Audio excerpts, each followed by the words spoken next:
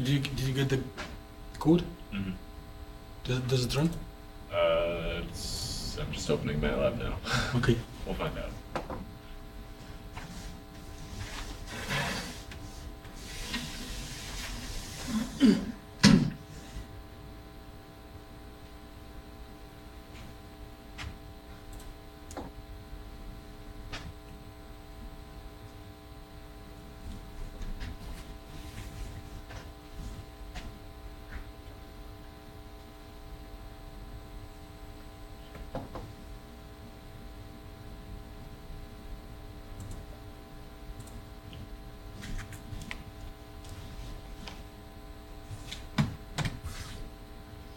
It runs. Okay. So what does it do? I've got a little Gaussian kind of jiggling back and forth. How many? One, it looks like Gaussian and two potentials. And how many Gaussians? I mean, it looks like it's just the one, but there might be two in there. Oh, okay. Yeah, it looks like there should be two. One of them's just a flat line, so. Okay, let me run to check. Is it really so?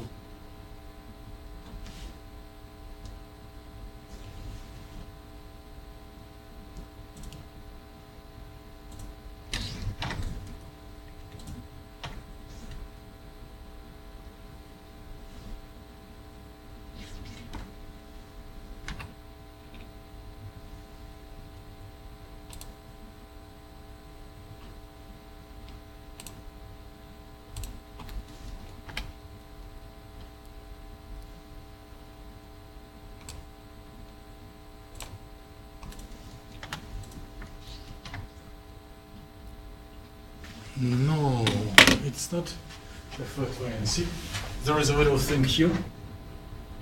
Red one. Oh, my little thing that's bubbled up is blue. There is blue. Or at least the one that I can see. Huh? The one that I can see, at least at the end of it, is blue. But do you see developments in the red line? They might be covered by the potentials. I can run it again. If it is not visible enough, we can just multiply and see what happens. Oh, yeah, there's a little bit going on in the red. Okay. So what are we doing?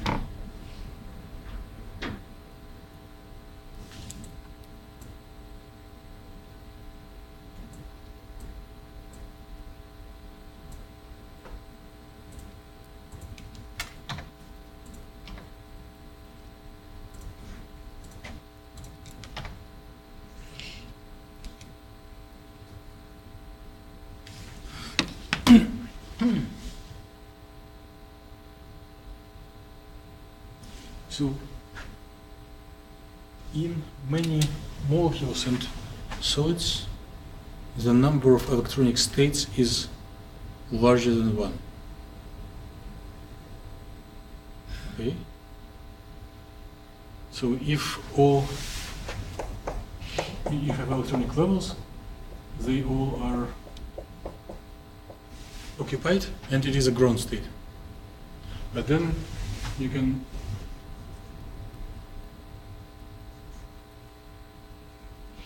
excite it and promote an electron somewhere up.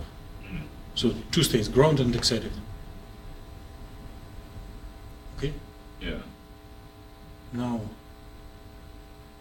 in addition to electronic degrees of freedom, there are interatomic distances. And the main idea is that if you look for, well, diatomic, but later the same approach can be applied to any system. So if you do have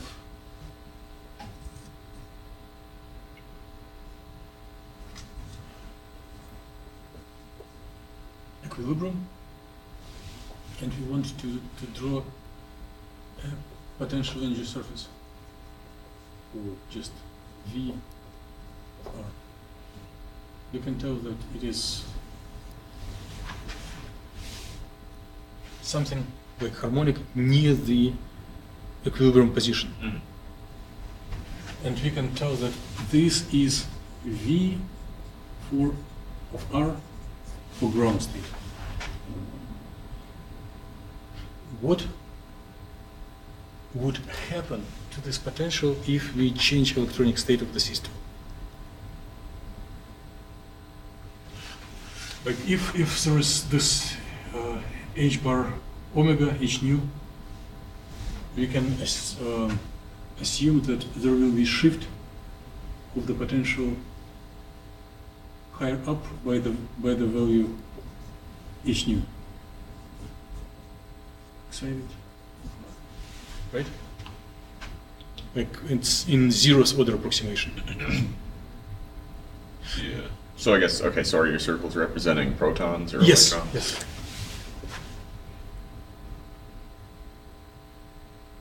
Well, just atoms. Okay. Let's not specify them. Diatomic molecules can be like iodine atoms in a molecule.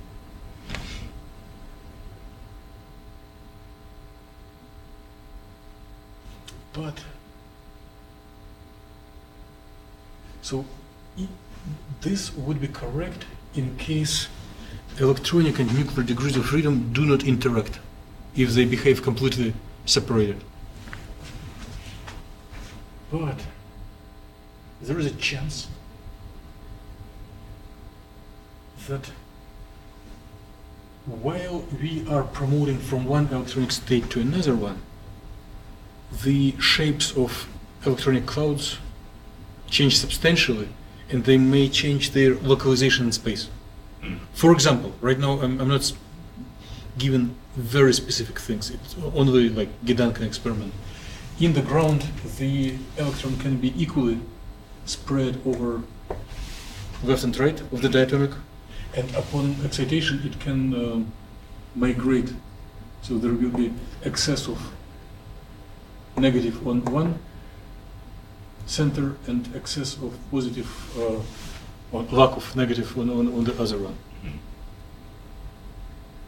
What would happen to interatomic force then? It would increase. It would become attractive. It will Yeah. contract them. So Yeah, I guess technically the force then would be negative, so it would technically decrease. So pull it together.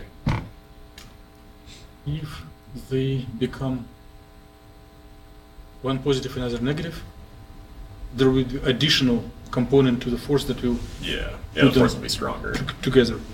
So then, if there is a plus and minus, then this line needs to be changed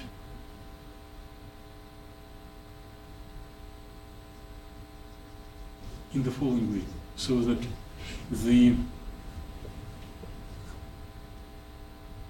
equilibrium position for excited state will be different from equilibrium position for the ground state.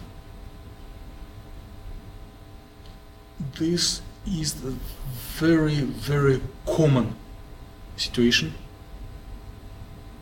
and no matter what is the nature of interatomic distances, how many atoms in the molecule, no matter what is the shape, is it purely harmonic or Morse potential or something very complicated and atomistic and maybe multidimensional. This idea is very general. So in the zeroth order approximation, change of electronic state just offset energy vertically, and in the next level there is a change of equilibrium position. If we dig deeper, then the shape of potential, the curvature may also change and other things. But shift of equilibrium is something that we need to take into account, whether we are physicists, chemists, or engineers. For math people, it's so big. So what is our problem? What do we need to do? Why it is interesting and important?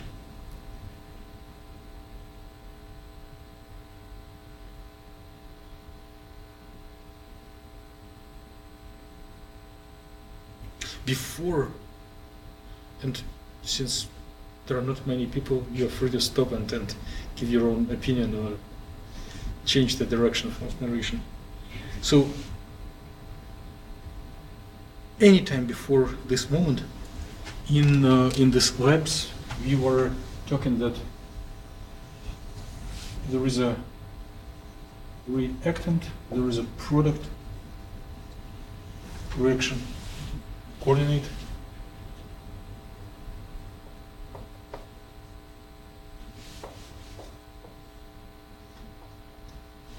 and chemical reaction would correspond to overcoming the barrier with kinetic energy.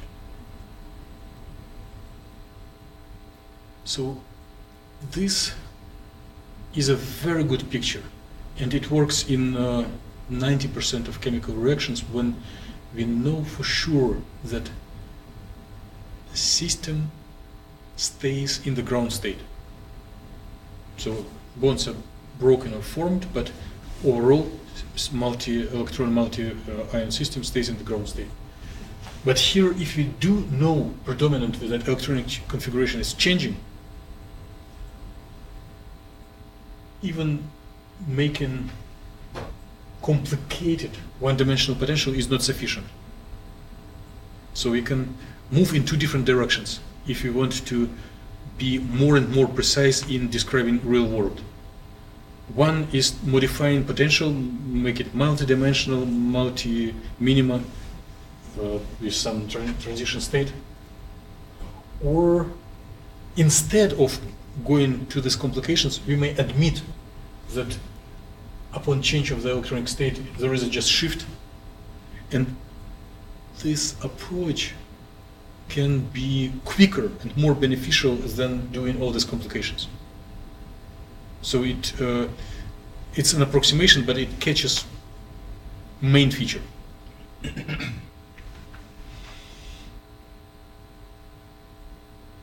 In our life in this class before, in this lab before, we were posing a goal to describe the yield and rate of chemical reaction. So if we develop the wave function, we integrate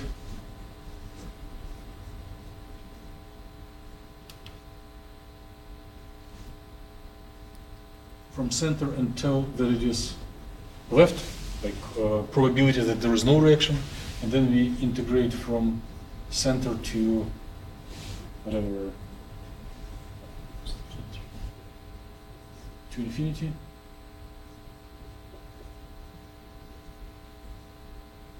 And we take that it is probability for the product or right side. And then we can look how these things develop in time. Very good picture. Substantial number of chemical reactions can be described with this. But if we are not in this picture, how would we formulate our goals? So we need the probability of no reaction, and we need the probability of completed reaction.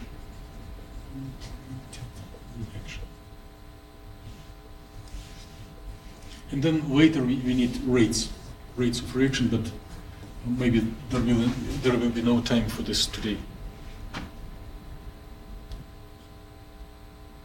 And of course, we are posing the goals, but there is a question like, how would wave function look for these two potentials?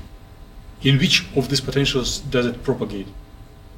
Should it be one wave function or two wave functions? You see, when you run the code, you see two wave functions, and they're kind of independent or dependent in a strange way. Well, I know that you can superimpose waves, so you can treat them as separate ones. Yes, but we do need to catch a probability that of transitions between two different electronic states. Because of different mechanism. It could be assisted either by a photon or a phonon. Like here we have transition assisted by photon. Light transmits electronic system from one state to another one. But same thing can be done by a photon. So by adding or removing vibrational energy may help to go between different electronic states, especially if the offset of the electronic states is not big.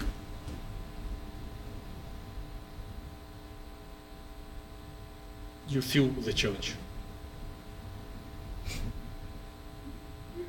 Well, we will address it, and we will be not first who did it, but it is next level of complexity. So I'm going to erase everything. Let's start over.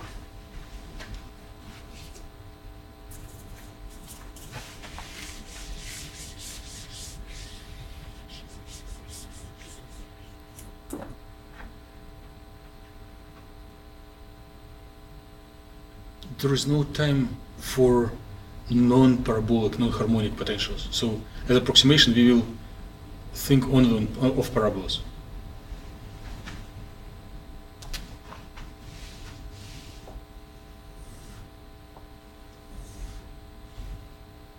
Which will be characterized by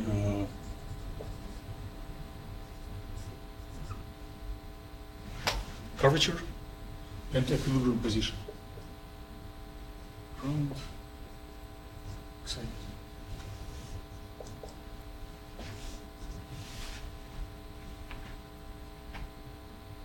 And we do have two electronic states.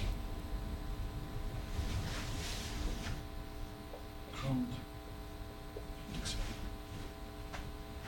What should we do?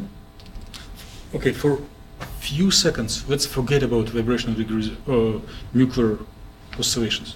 Just think about two electronic states. We are jumping very far in space of knowledge and a bit a week ahead of the class material. Like if you have only two electronic states, no matter what can and what should we do with them? If you want to predict future, if they already eigenstates of the Hamiltonian, and we want to, or maybe not. What is possible? How to treat two electronic states?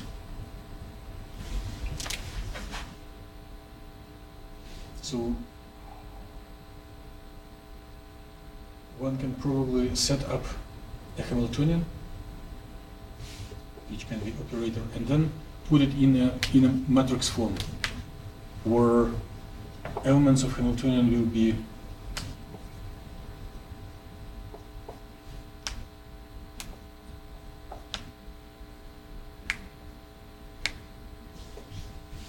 how big will be Hamiltonian in a matrix form? Just a 2 by 2 if we're Yes. only having the two states.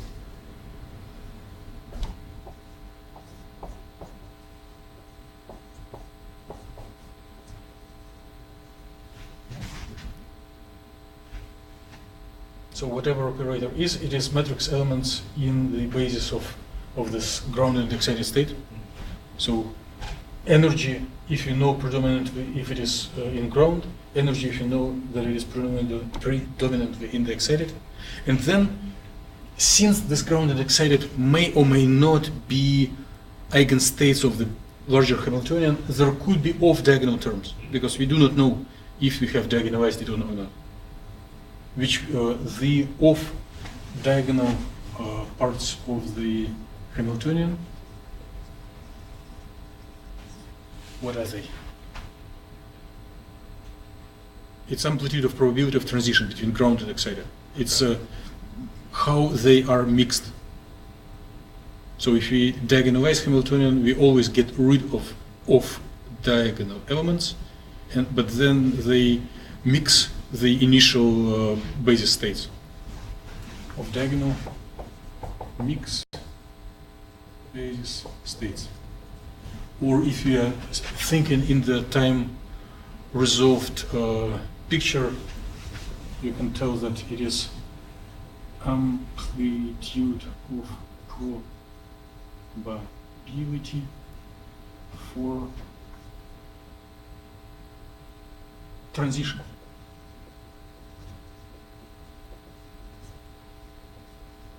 Between ground and XA.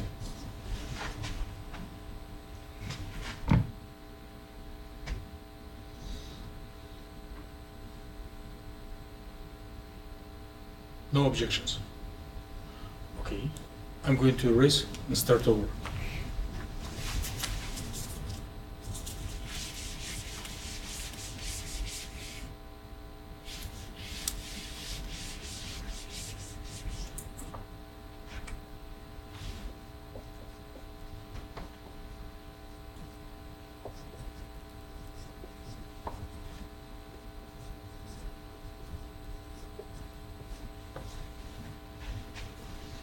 How would we write down the Schrodinger equation for this Hamiltonian?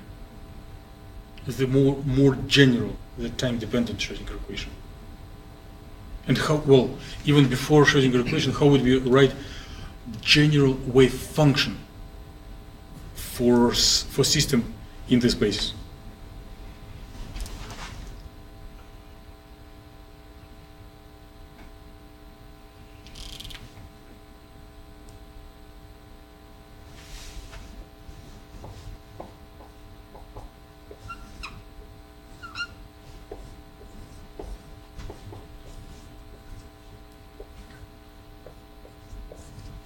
Right? Yeah. So yeah. expansion coefficients in the given basis, and if the states are not predominant the eigenstates of the Hamiltonian, or if the Hamiltonian is of diagonal, these coefficients can be time dependent. Right? Mhm. If they are eigenstates, then Hamiltonian should be off, should have no off diagonal elements, and then nothing would change with time. Right.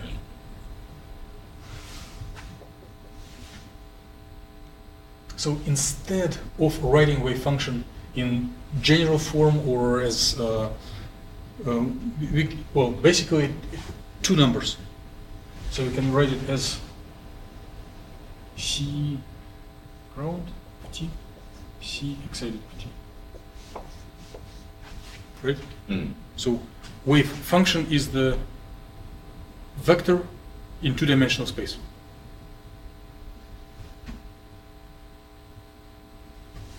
What is Schrodinger equation?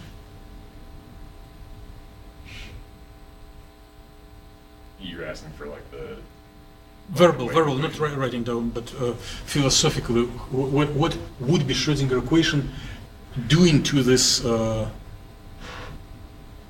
elements of this vector? Be taking the derivatives of them with Yeah. respect to space and time.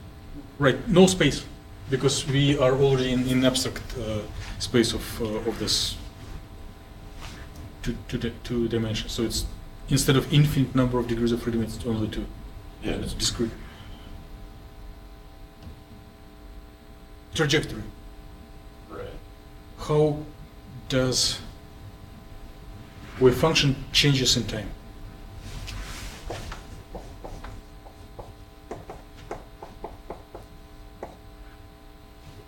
Something acting on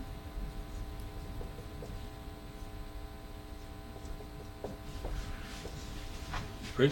Yeah. What will be here in the which The- matrix? The Hamiltonian. Yes.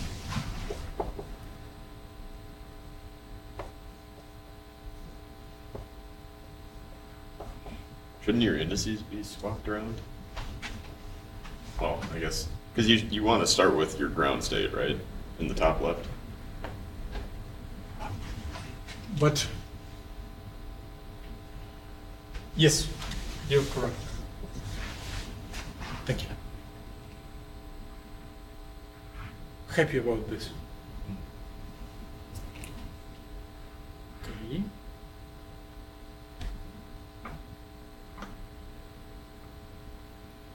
Can you apply here our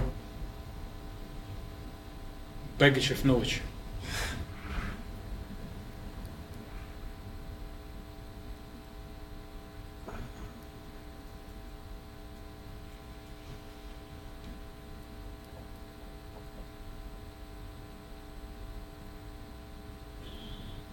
can we solve this? Well, can we solve this equation in symbolic form?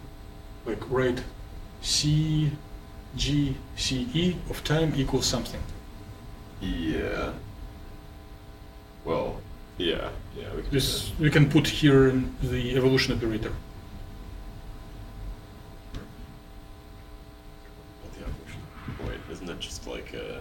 E to the power Hamiltonian time times time. Yeah. Right? So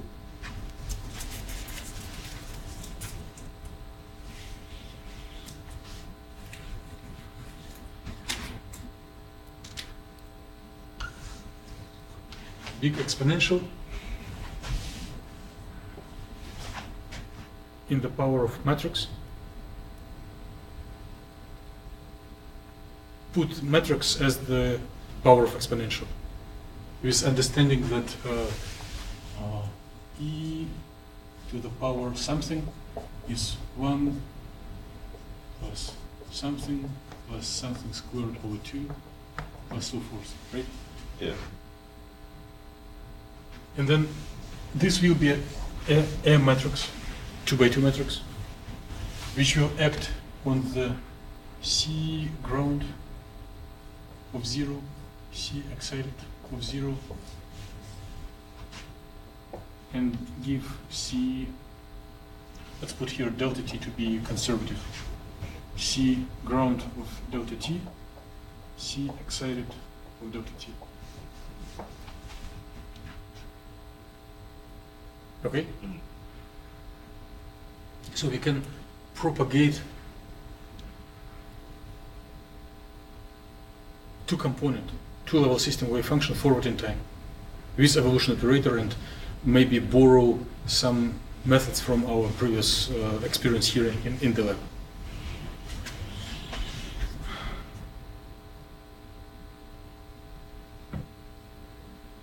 Okay, I'm going to erase.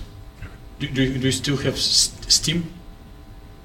We will not go longer than typical, maybe even shorter, but I just want to see that you are not like falling asleep. I'm doing all right now. Huh? I'm doing all right now. Okay, Got a little nap in after class.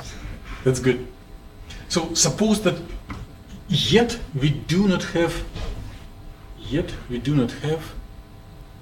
nuclear degrees of freedom in our head. We were talking for time only about electronic degrees of freedom. Well, the rates that we need to get paid can be expressed as C ground of T absolute value squared will be probability of no reaction of T, and the C excited of T absolute value squared will be probability that by time T the reaction has completed, right? Good. Complete by T equal by T.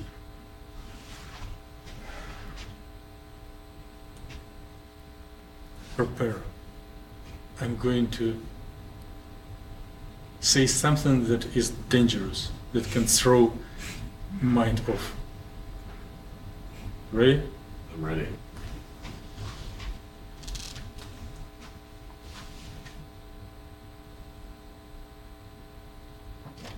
Comma R, comma R, depends on R, depends on R, depends on R, depends on R, T, comma R, T, comma R.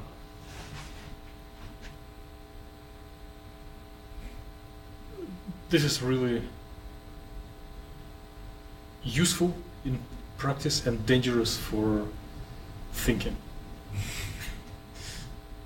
So how can we interpret this equation? How do you interpret it? Well, I mean, you're saying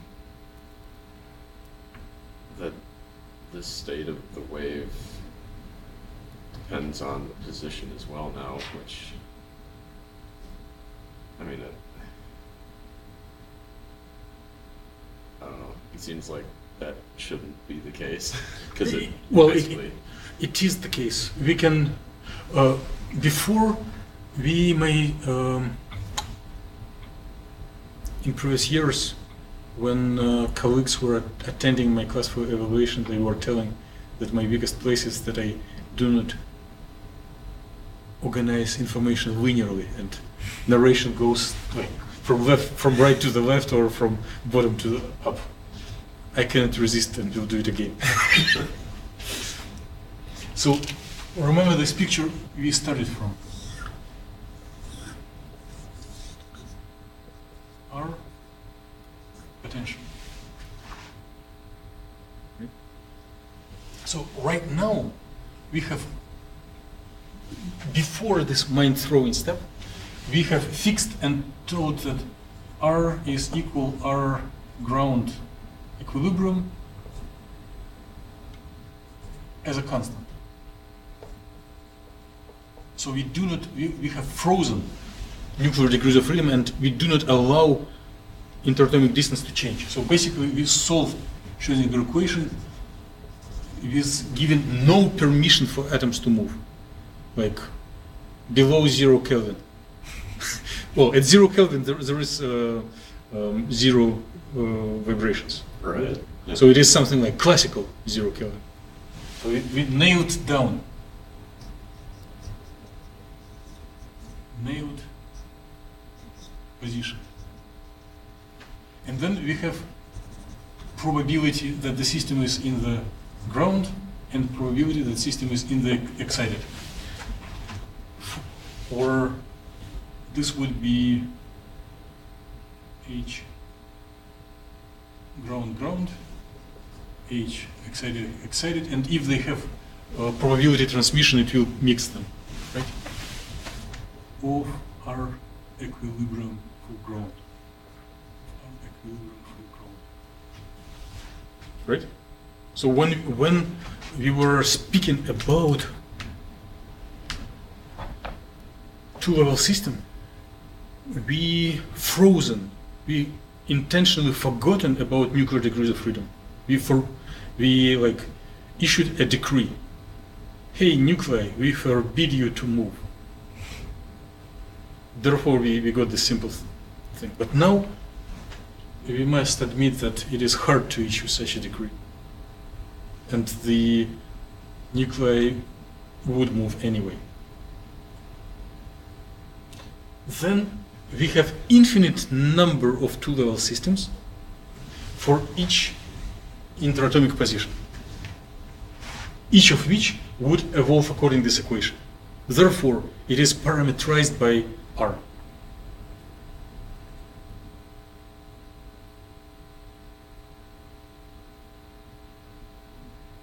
Express your concerns. It's better to do now than later. So you're just saying that we have a different equation for each position? The expansion coefficients would be position dependent. Yeah. And the Hamiltonian will be position dependent. As you can easily see here, if we move to the right, the energy offset between ground and excited will be smaller. If you move to the left, it will become bigger. So the energy of excited state will be different depending on at which position we are exploring the system. Okay? Yeah.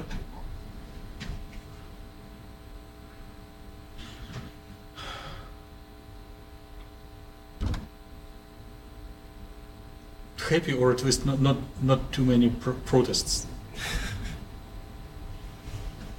I'm going to erase it and surprise you once again. Sounds good. Huh? Sounds good. Okay.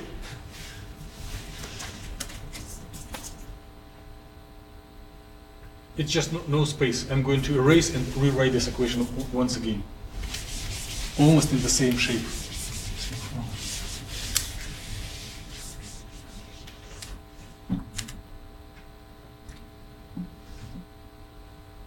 C ground T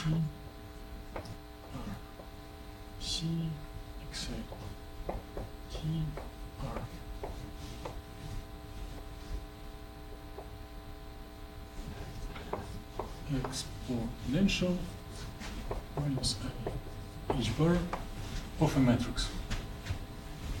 Matrix C ground of 0, C excited of 0.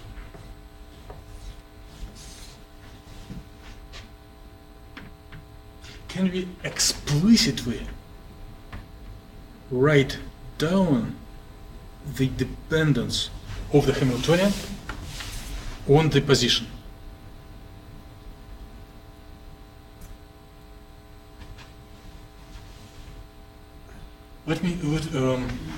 Yes, it's just parabolic.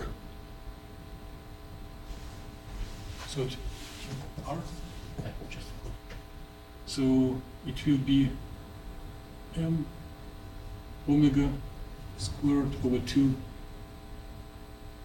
r minus r ground squared. Here it will be m omega squared over 2 r minus r excited square. And since we have additional offset, even if they are coinciding, there is a frozen offset, like delta out of delta that would be contributing to them at origin. Another parameter that would offset parabolas in the y. In case we do not have nuclear degrees of freedom, the Hamiltonian will be like 0, delta E, 0, 0, right?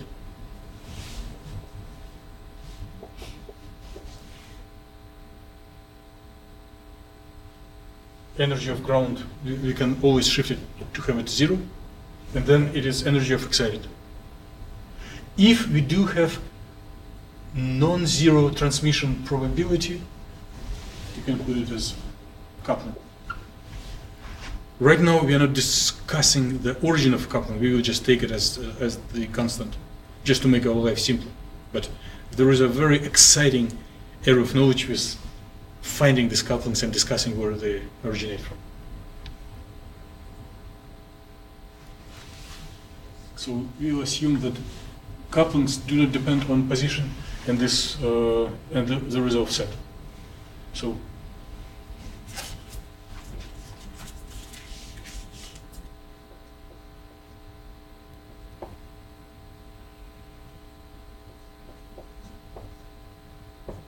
we have. I'm repeating the same square 2 ground squared square 2 plus r excited squared e. So to some sort it is mixed discrete and continuous representation. So it is discrete in respect to electronic degrees of freedom and continuous in respect to nuclear degrees of freedom. Why is it continuous with respect to nuclear degrees of freedom? Because we continuously change position. Okay. And the way, I do not have words to tell about it, but the symbols speak for themselves. Expansion coefficient of wave function over ground electronic state depends on position and time. So it's basically same as wave function in one-dimensional continuous problem, right? Non-free space, because space with some potential. Here it is like, again, wave function that depends on position and time. But when we want to learn the future, these two wave functions would propagate under influence of different potentials. So if we remove couplings, this wave function would perform oscillations around the R sub G. This wave function would perform oscillations around R sub E, if you initially set up them to be non-zero.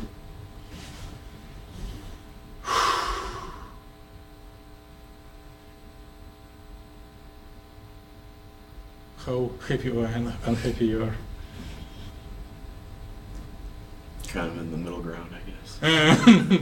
Okay, let's make a little break and watch the movie once again from the point of view of this knowledge. Can we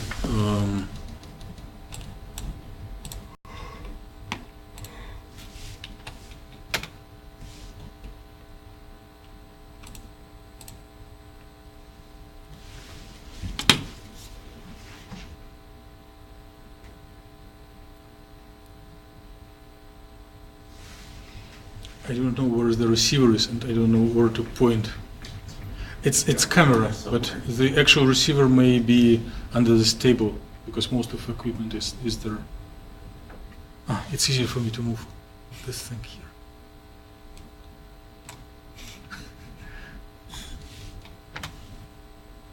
So there are two potentials, and originally we set up the wave functions. So blue and green is wave function squared for this C sub G and C sub E. So originally it oscillates near equilibrium of the first parabola, and then since there is a non-zero transmission probability from blue to red, there appears a little bit in the second parabola. And then we are processing it by finding overall probability of no reaction as function of time and probability of complete reaction as function of time.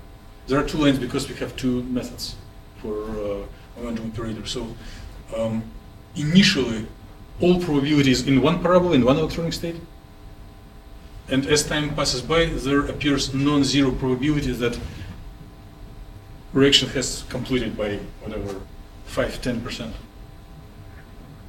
And you can see this is not continuous change. The oscillations give kind of stepwise character of the reaction. So when it approaches to their intersection, it goes a little further. Okay, let's scroll through the code a little bit. Oh boy.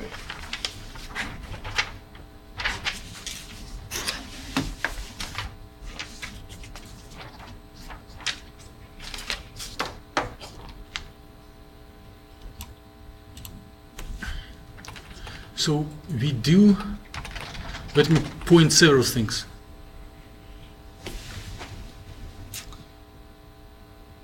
The Hamiltonian is matrix 2 by 2. But each element of the matrix does depend on the position. So here is this matrix 2 by 2, and we again can use abbreviation HAM for Hamiltonian. And here abbreviations are up and down for like ground and excited. Yeah. So up, well formally I should write up, up and down, down. Yeah. So it is for one state and another state, which would be, we will scroll and see that they are modeled as harmonic potentials with different offsets along position. And those would be constants times identity matrix. How would we record the wave function? We need, it's a rhetorical question, I know the answer. So we need twice as much space. So we can either use two different arrays, two different variables for wave function in one electronic state and wave function in another electronic state. Or we can use the same array of twice the size and store one electronic state in the first half of array from whatever 1 to number of points along position, and then another electronic state in another part of array.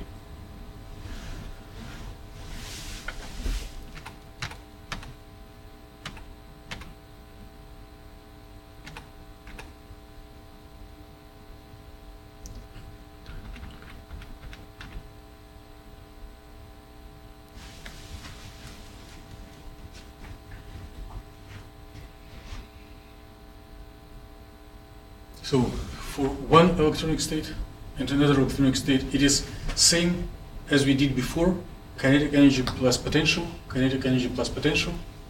So the only difference between them in potential that defines parabola, how it is shaped, where it is centered, and the offset on the vertical transition. So kinetic energy is not affected, and those are just NA. It doesn't mean not applicable. It means non-adiabatic. For transitions between electronic states, so nuclear motion assisted transition, times the identity matrix.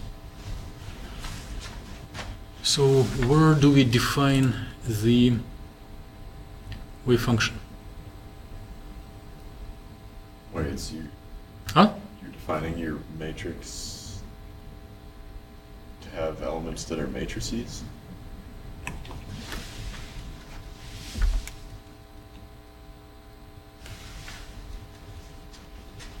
So we define the wave function that has two components, one for electronic, another for one for ground, another for excited, or one for up, another for down. We can store them in the same data set back to back. So these recordings, which will mean that we have all, whatever, 100 elements for one wave function, and then in the same array, another 100 elements for another one. So just for programming effort, it's you can reprogram a different way, but in this way it is a little shorter overall coding. And then the initial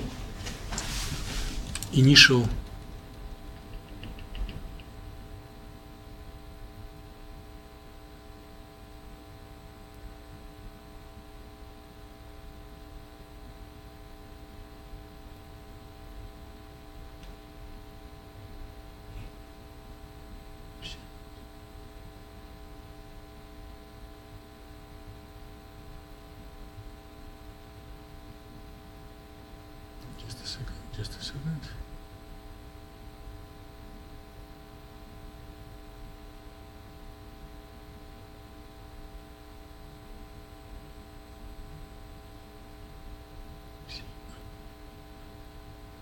So we need to scroll for psi up and psi down.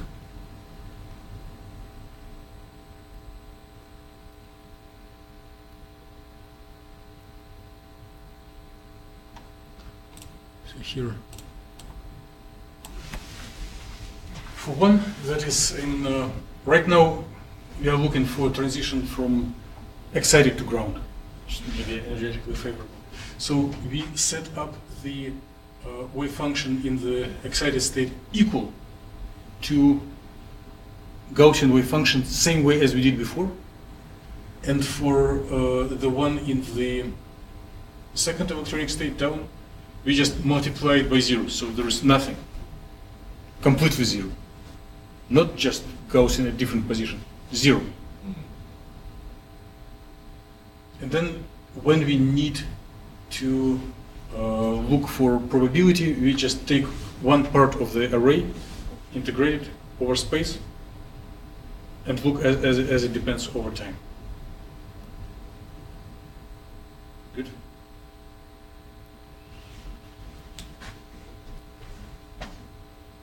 What else? What else is not ready? Basically, you got the main idea, right? I believe so.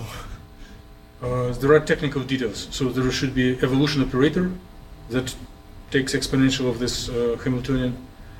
And then there are technical things. How to prepare parabolas, potentials, how to prepare initial state, which we did before, and how to analyze results. So I will quickly go over it, but we shouldn't overwork.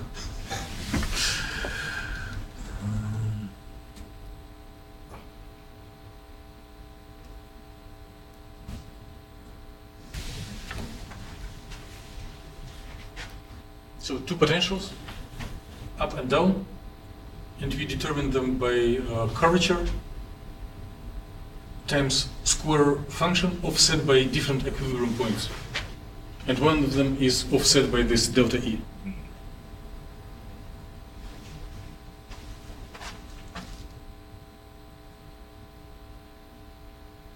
So what else is important? Right now, the parameters are arbitrary.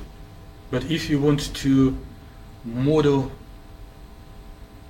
practically important things, we need to either guess, do some calculations by hand, read the literature, or do ab initio computational chemistry data to find equilibrium position, which in fact a standard problem.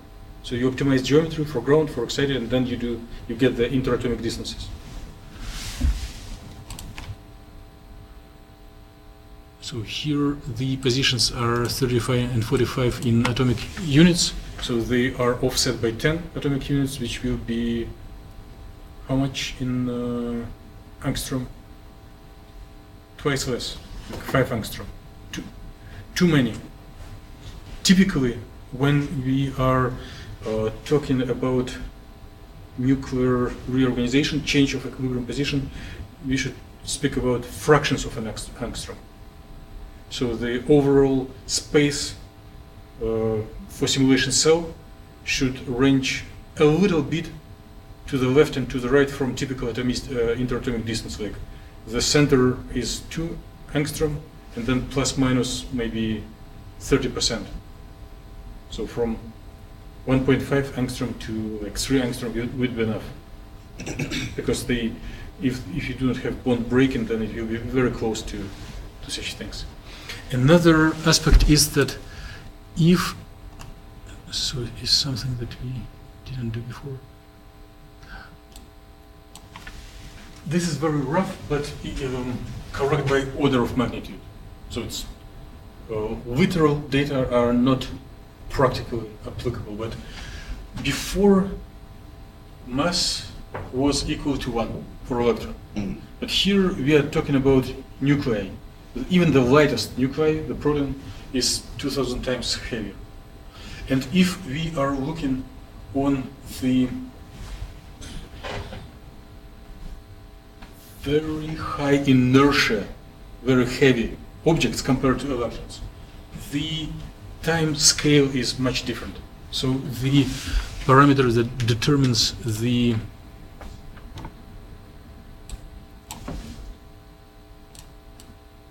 time step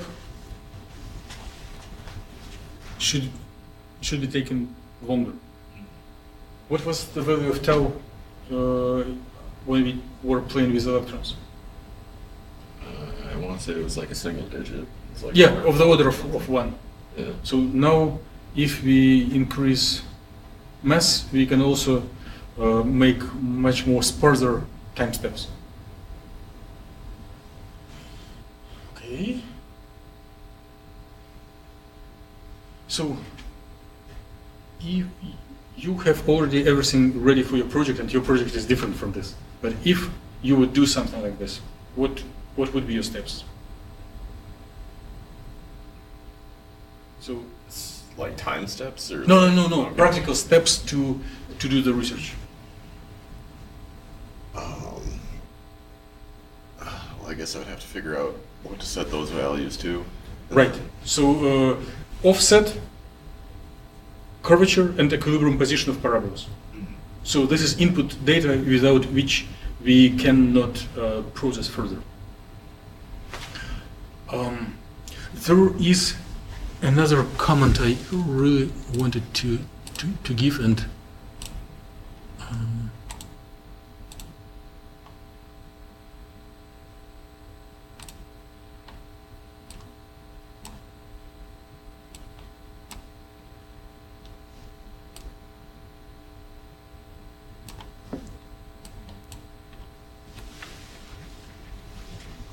so instead of propagating it this way, one can do at each position, one can diagonalize this 2 by 2 Hamiltonian.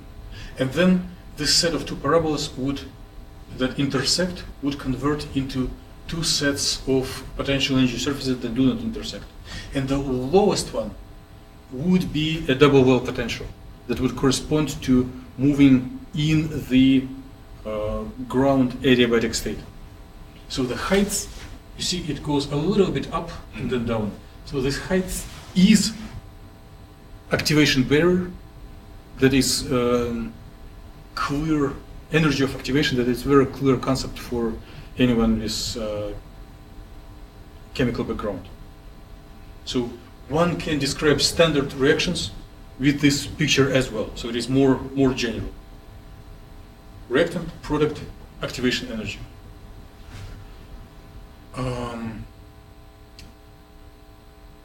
I suggest I'll stop presenting, maybe even stop recording, and then we either stop it completely or I will stay and play by putting some more realistic numbers. But it is, it will be too heavy if we do it in the recording. So this was intense hour. Objections?